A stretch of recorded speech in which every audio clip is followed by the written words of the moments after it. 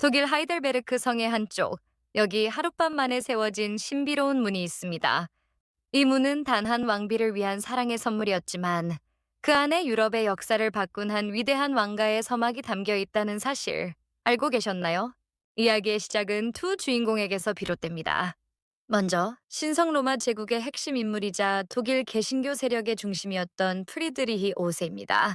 그리고 스코틀랜드와 잉글랜드를 통합한 제임스 1세의 사랑스러운 장녀 엘리자베스 스튜어트 공주가 있습니다.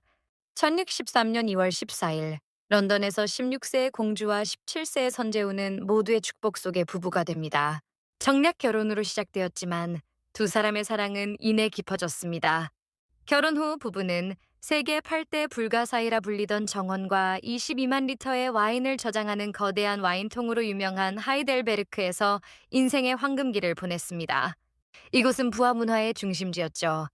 이들의 사랑이 얼마나 깊었는지 프리드리히는 아내의 19번째 생일에 몰래 영국 건축가를 불러 단 하룻밤 만에 엘리자베스 문을 지어 선물하며 그의 진심 어린 사랑을 온 세상에 증명했습니다. 하지만 이 황금기는 오래가지 못했습니다. 1619년 운명을 바꿀 제안이 찾아옵니다. 보헤미아의 개신교 귀족들이 가톨릭 합스부르크 가문의 페르디난트 2세에 맞서 반란을 일으키고 프리드리히 5세에게 왕위를 제안한 것입니다. 이는 유럽 개신교의 수호자로서 그의 명예와 신념을 시험하는 그야말로 위험천만한 선택이었습니다. 놀랍게도 그의 아내 엘리자베스는 그의 결단을 굳건히 지지했습니다.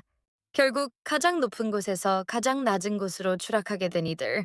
1619년 11월 프리드리히와 엘리자베스는 프라하에서 보헤미아의 왕과 왕비로 대관식을 올립니다. 하지만 그들의 통치는 단 한 번의 겨울을 넘기지 못했습니다.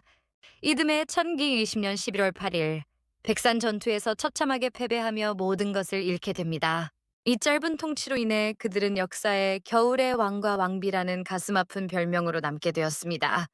겨울 왕과 왕비의 비극은 개인의 불운을 넘어 유럽 대륙 전체를 뒤흔들었습니다. 백산 전투의 패배는 무려 30년간이나 이어진 30년 전쟁에 거대한 불길에 기름을 부은 격이었습니다. 종교적 갈등과 정치적 패권 다툼이 뒤얽힌 이 전쟁은 독일 영토를 초토화시켰고 수백만 명의 무고한 목숨을 앗아갔습니다. 고향인 팔츠마저 스페인군에게 점령당한 후 가족은 네덜란드 헤이그에서 기나긴 망명 생활을 시작했습니다. 1932년 프리드리히는 고작 36세의 나이로 병사하고 맙니다. 홀로 남은 엘리자베스는 비록 동생 찰스 1세의 간곡한 영국 귀환 제안을 거절했지만 아들의 권리를 되찾기 위해 유럽 정치 무대에서 외교적 노력을 결코 멈추지 않았습니다. 그녀의 희망은 꺼지지 않았습니다. 엘리자베스는 총 13명의 자녀를 낳았습니다. 이들은 한때 높은 신분을 가졌지만 영토와 재산을 모두 잃어버린 영지 잃은 군주의 자녀들이었습니다. 혼처를 구하기조차 어려운 불확실한 미래를 마주해야 했죠. 하지만 이들 중 막내딸이었던 조피가 이 가문의 운명을 다시 한번 극적으로 바꿔놓게 됩니다. 1630년 망명지 헤이그에서 태어난 팔츠의 조피는 가족의 불운 속에서도 자유롭고 학문적인 분위기 속에서 성장했습니다. 그녀는 총명하고 지적이었으며 훗날 위대한 철학자 라이프니츠와 평생 교류할 만큼 깊은 지성을 갖추었죠. 그러나 그녀의 삶은 오랫동안 정치적 안정을 찾지 못한 채 끝없는 기다림의 연속이었습니다. 같은 시기 잉글랜드에서는 스튜어트 왕가의 혈통이 끊어질 위기에 처합니다. 찰스 2세는 아들이 없었고 그의 동생 제임스 2세는 가톨릭 신자라는 이유로 폐위되었습니다. 마지막 군주였던 앤 여왕 역시 모든 자녀를 잃고 후계자가 없어 왕조의 단절이 눈앞에 다가와 있었습니다. 바로 이때 역사의 물줄기를 바꾼 중요한 법안이 등장합니다. 1701년 영국 의회는 가톨릭 군주의 즉위를 막기 위해 왕위 계승법을 통과시켰습니다. 이 법안은 가톨릭 신자를 왕위 계승 서열에서 영구히 배제하는 내용을 담고 있었죠. 그 결과 수많은 직계 후손들을 제치고 제임스 1세의 외손녀이자 독실한 개신교도였던 팔츠의 조피가 앤 여왕의 공식적인 후계자로 지명되는 극적인 반전이 일어납니다. 모두가 그녀가 여왕이 되기를 원했습니다.